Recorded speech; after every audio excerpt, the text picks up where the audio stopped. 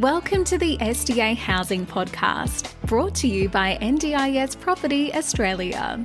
Before starting this episode, we need to provide a general disclaimer. Information contained in this podcast is general in nature only. It does not take into account the objectives, financial situation, or needs of any particular person. You need to consider your financial situation and needs before making any decisions based on the information in this podcast. And you should consider seeking independent and professional advice for your personal circumstances. All right, let's begin.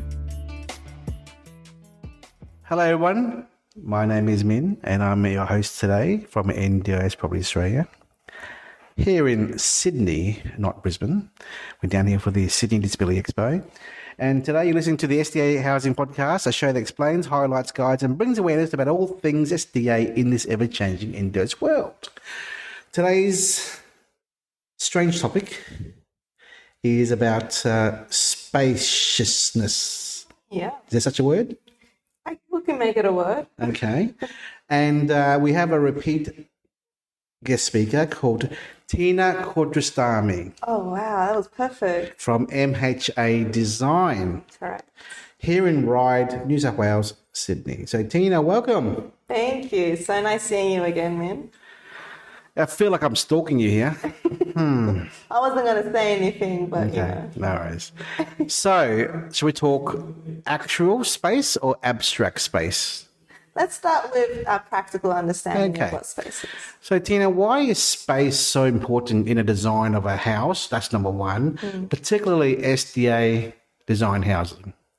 So, what actually makes a building practical, efficient, and, it actually places a positive impact on anyone entering it is the spaces involved. So it's got nothing to do with the structural elements. It's got nothing to do with what it looks like on the outside.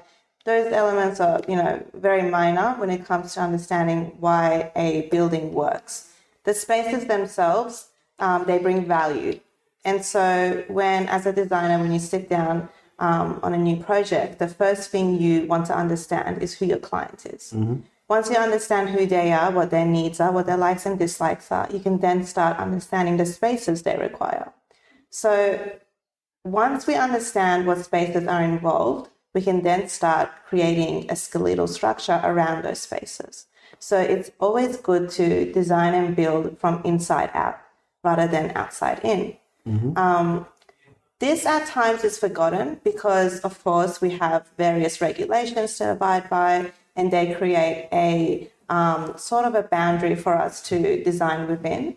But I think that it's important to make sure, whilst we're paying attention to regulations, we're also not forgetting just how important the internal space of a building is. So to better understand spaces, we've got obviously our habitable spaces like our bedrooms. We've got our wet areas such as our en-suites and our kitchens. We've got our communal areas such as our living spaces. We've got internal and external communal spaces, courtyards, atriums, patios. So all these spaces can also be understood differently by every single individual. Everyone has a different understanding of these spaces. Once again, this is why it's very important for a designer to get to know a client before they actually commence a project. So is it not hard to not being able to be aware who the client is to begin with, because we're talking about potential a wide variety of different participants here in a improvably or robust housing.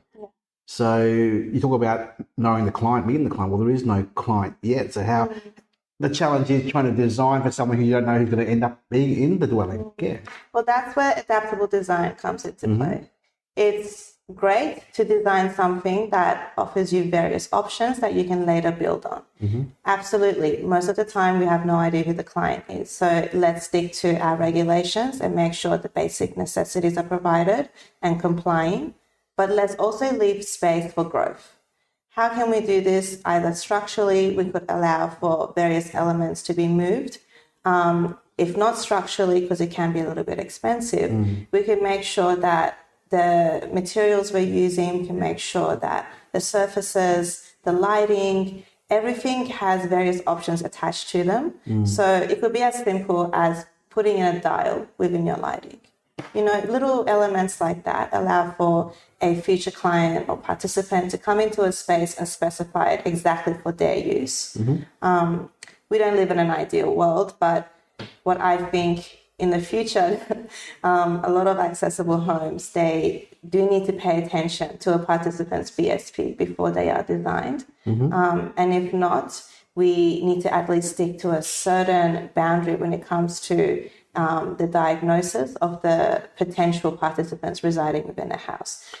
So speaking of an ideal world, if there were no limitations or build covenants and the block was a large block and money wasn't a problem, what is an ideal spacious SDA home to you as a designer? Well, number one, I would love to sit down with the participant. I would love to understand what capacities they would like to build on, what their goals are, how they define their own disability. Once I have that holistic understanding of them as an individual, I can then sit down and create a space that's specifically designed for them. If I don't have access to the participant, I would like to sit down and create a adaptable design which features elements that are able to move, such as partition walls. We're talking lattices within the ceiling so that you can have various elements on offer for potential, adaptation of spaces. I would like to design from inside out.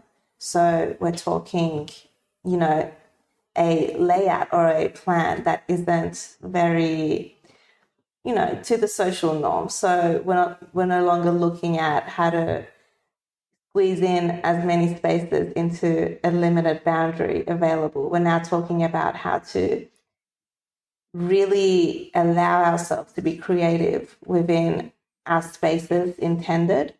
And then based on those spaces, we start creating an external facade for the building itself. A lot of the times, we also want to just quickly fit in the spaces that aren't as important to us, such as the staff room or office space. But truth is, there is no such thing as a hierarchy in space.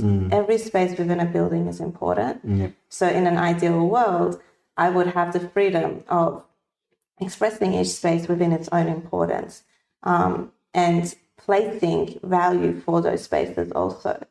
For example, within a staff room, I would like for them to not have their office in there as well. Staff, especially our staff working in the disability sector, they have a very difficult job. Their mental health is also very important, especially to providers, especially since their consistent relationship with the participants will make a very long-lasting effect on them and their growth. I've seen this a lot before. Whenever a participant lost a certain staff member, the transition process of finding a new staff member just completely impacted them negatively. So we want to make sure our staff are looked after properly, so that they can provide their support consistently. So within a staff room, I would want it to be comfortable. I would want them to feel safe. I would want them to be able to retreat within that space, just sometimes for a breather. And then once you do take that office outside of their room, you're also creating a more approachable office space for the participants as well. It's no longer a complete shutout. This zone is not accessible by you, and this is specifically intended for the use of staff. It's now, hey, this space is, better used for reports and, us having to process our admin work. It's not such a, what's the word? It's no longer a space that, makes the participant think that they're living in an institution. It's just another room intended for the use of admin work. So yeah, really in an ideal world, I would really bring value to every single space. I would prioritize the layout of those spaces rather than the facade of the building and the overall shape of the building. And of course, I would love to get to know the participants individually before I even begin the design itself. So I have a question. You talk about staff room, office. Is this separate to a OLA bedroom? Is that correct? So Because out there in the marketplace, we often see 4-bed, 4-bar, 2-car design, and the master ensuite is the OLA room. So in your world, are you saying there's an extra office on top of that? yes. Okay. Yes. I've never seen it work. I've never seen it work where the staff have their room and the office space is also within their room and they're able to have a healthy relationship with the participants. The office space is always, as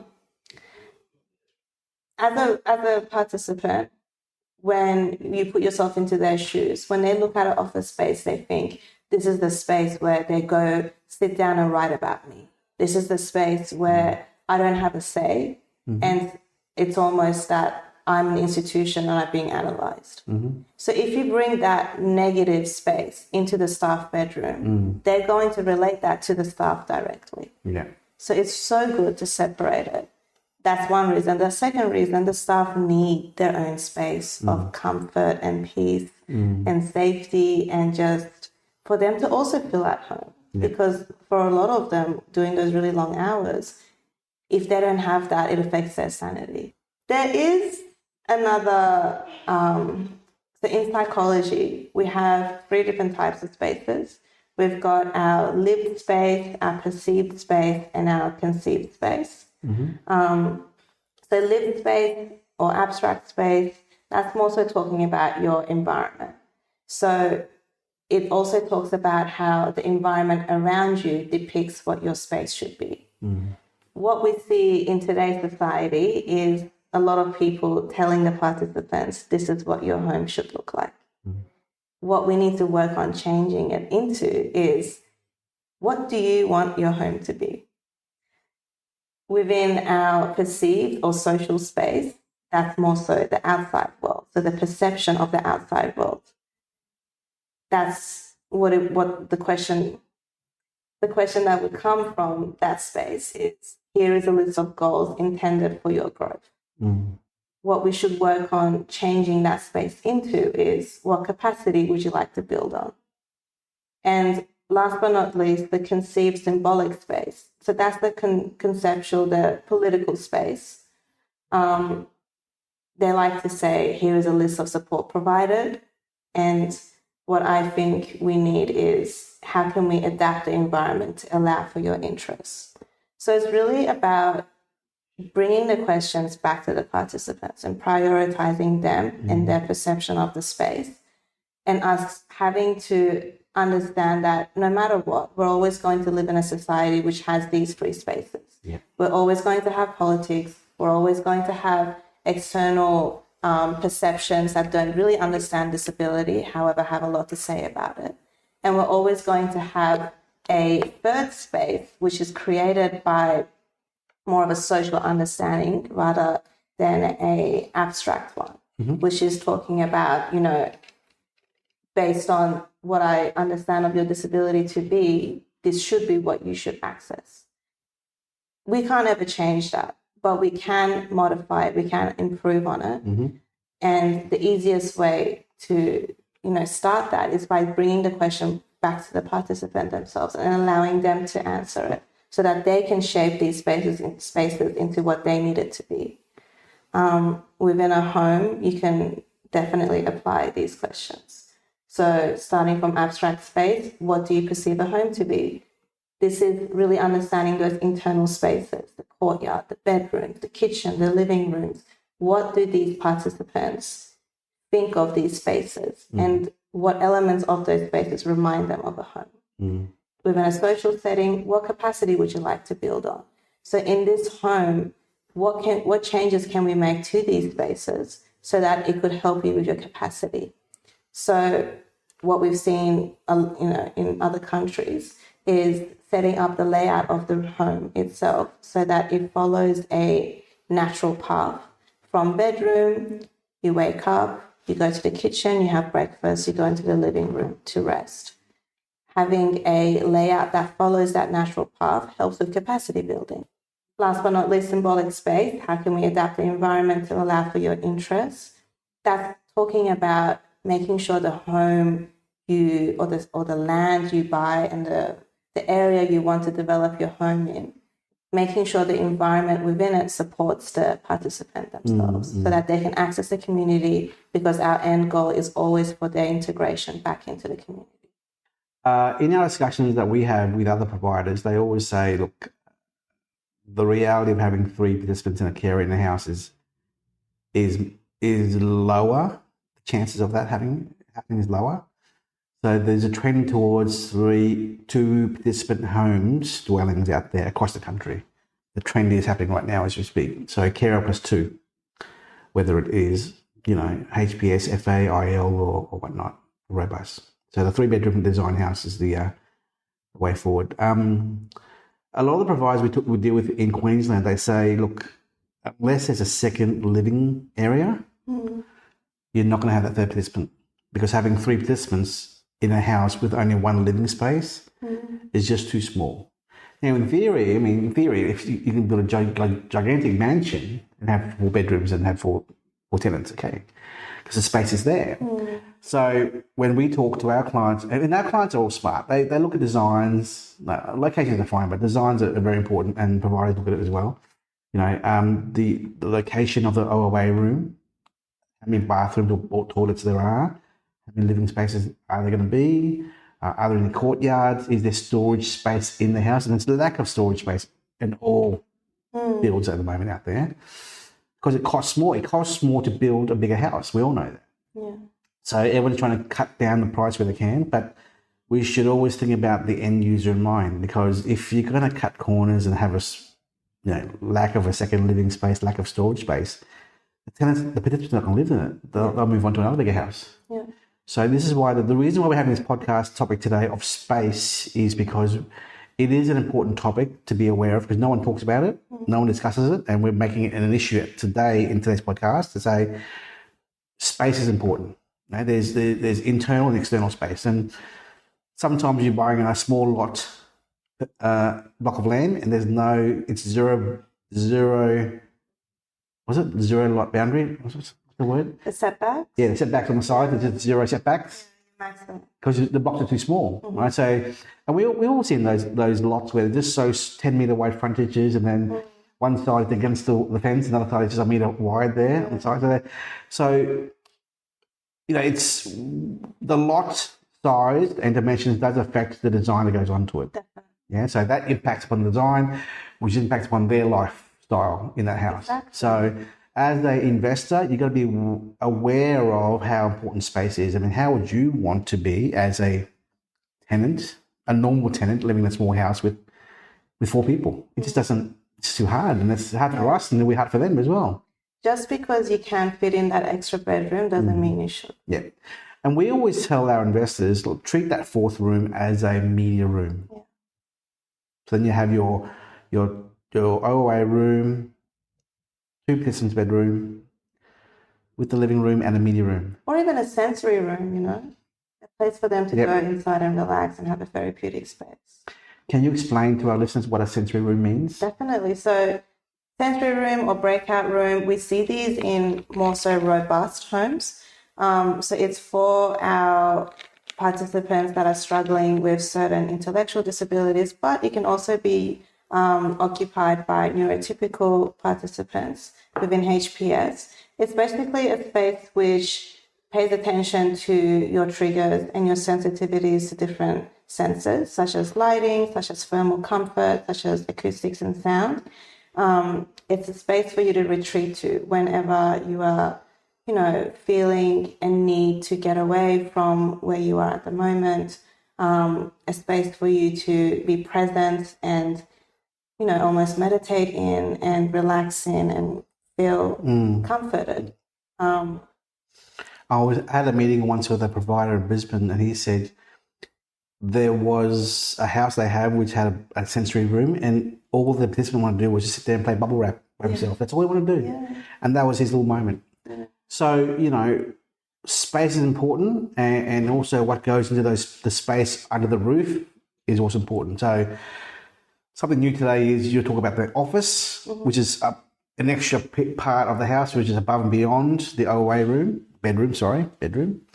I think an actual powder room is also important. You very rarely see powder rooms because 3 bed, 3 bath, and there's no spare toilet for the visitors.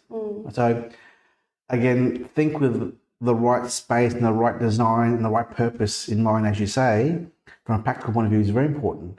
But then also externally, you see so many small alfrescos, and that's it. You think, well, all this land in the backyard, and there's that tiny little... Landscaping is so important. That's right. So important. We have these sensory spaces outside as well. They're not limited to internal spaces only. You can gain so much from just sitting outside time to time. Yep. So I'm sure at one point in the future, we'll have a sensory topic, right? Would love to. But for now, I want to bring up this topic of the yard, right? So we talk about future-proofing and giving them forever home, but people don't realise that doing some small things like a backyard with trees and flowers and a little fish pond, a sensory garden, it may mean nothing to you and I, but to them it means everything. Yeah. So, you're spending all this money on an SDA dwelling somewhere in Australia. Think about those little things there. Yeah, the experience. So a lot of HBS participants, they've been living in hospital for years. So for them to go back into the community can be a shock. Their living space outside could be a good transition back into the community as well, because it's a place where they can go interact with the other residents, with the staff. They can invite people over themselves. And that helps them transition back into the community. But also, they're starting to relearn how to have a home once more. A home has a living space outside as well. It's got an outdoor space. It's got a little garden. It's got a barbecue area. We need to make sure that these buildings are as much of a home as any other home out there. We want to move away from institutions, from hospital homes, and we want to provide every participant with a chance of living within a complete home. And that includes a yard, So Tina, I want you to close your eyes for a second. Close your eyes. Oh, they're closed. Now, imagine you're sitting on the alfresco table and chair, right? And don't open your eyes, but imagine you open your eyes up in your imagination here, and you see in front of you a nice garden with flowers and palm tree and roses, a little fish pond in the corner, a Balinese hut in the other corner with a little pool on the side there, and the nice green lawn there.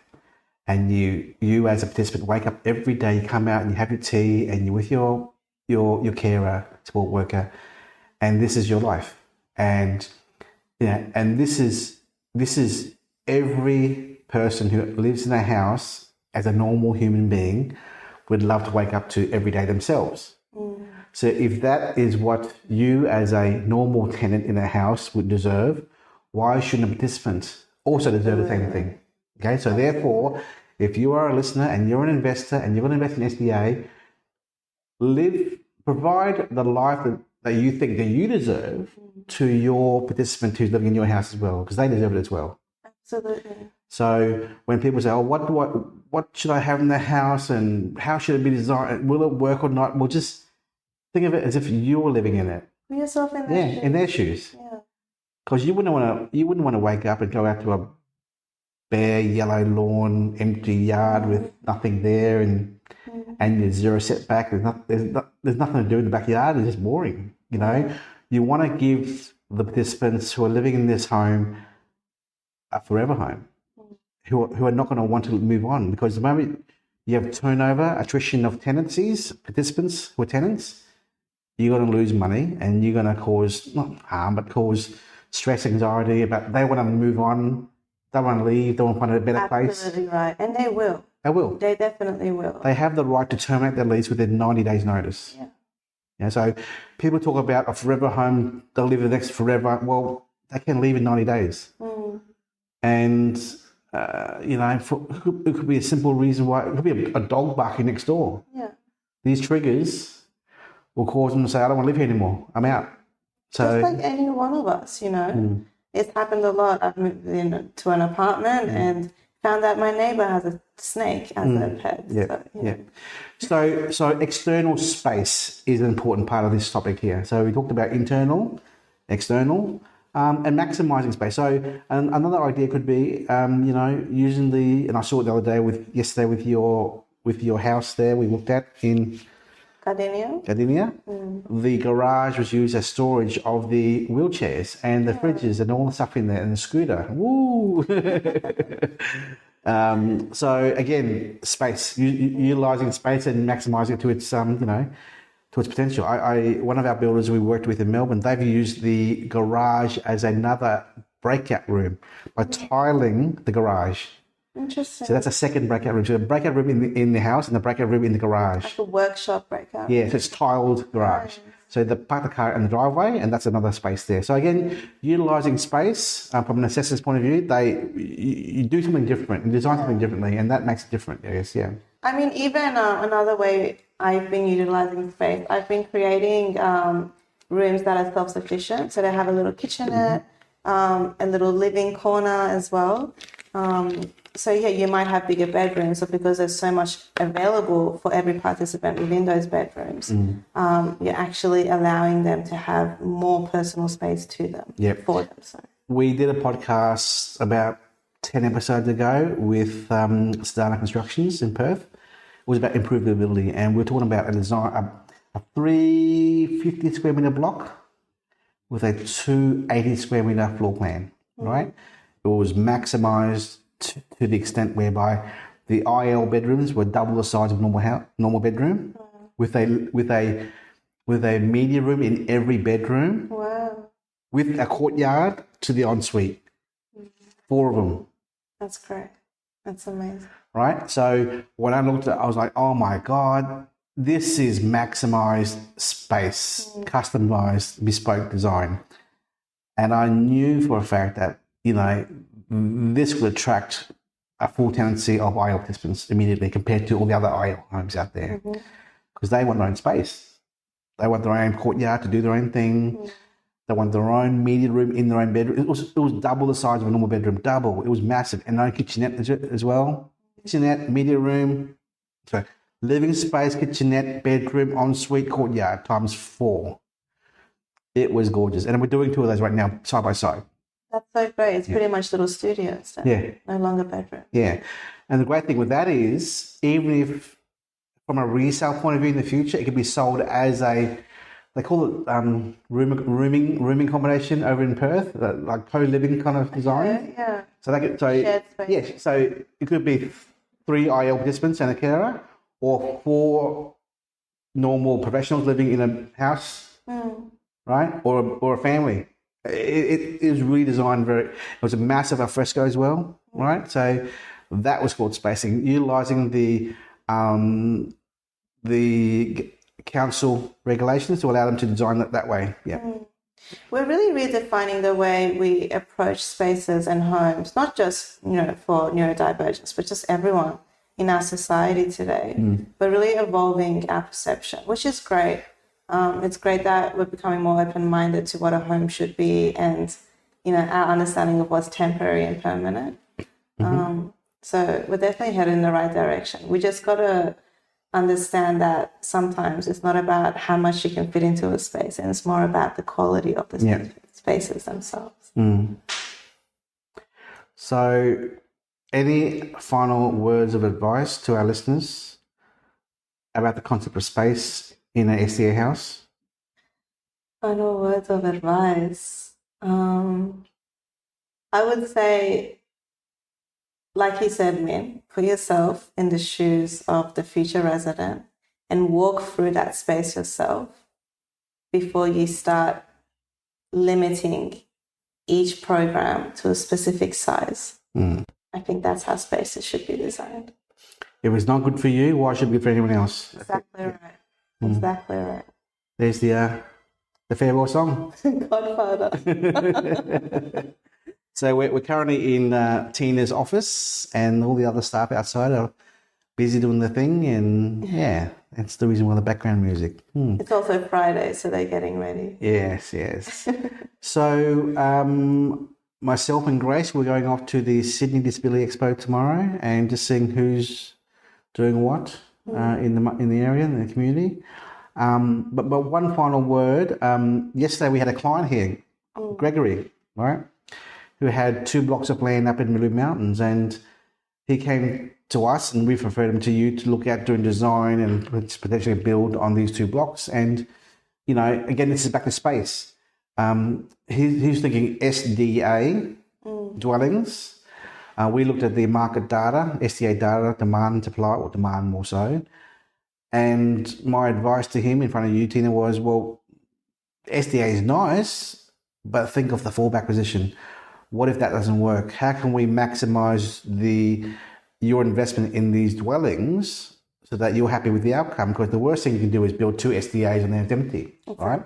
So I said to him, and I said to you, look, think about STA, MTA as a product, which doesn't need to be SDA compliance at all, or designing it so there's separate dual key living areas where 2 different tenants and the carers can be different sides of that. Not necessarily a dual lock it's a dual key home, not a dual OC or a duplex, right? A special design there. And on these larger blocks up in Blue Mountains, it's the outdoors. They'll spend more time as well outdoors. Lifestyle. Yeah, lifestyle. So when you look, we talk about space internal, space external. Will be in the forefront of the architectural designers' minds, and you as an investor should just look at it and just using common sense as well. So that goes back to budget, 1, 2, the environment, and 3, why are you doing this project? Intention is everything. Yeah. So all those answers determine how or what kind of space is being delivered at the end of the day. Yeah. So it is a complex topic, and I thought we'd just talk about this very briefly. I'm sure we'll have another session another time in the future. We'd love to. We love having you in Sydney, Minh. Oh, yeah. Anyway, that's it. Thank you very much, folks, and we'll see you later. Thanks, everyone. We hope you enjoyed this episode. Please make sure you are subscribed and following us so you can keep in the loop with all of our upcoming episodes. We would really appreciate it if you could leave us a 5-star rating, a written review, and to share this podcast with those that could benefit. Until next time, catch you on the next episode.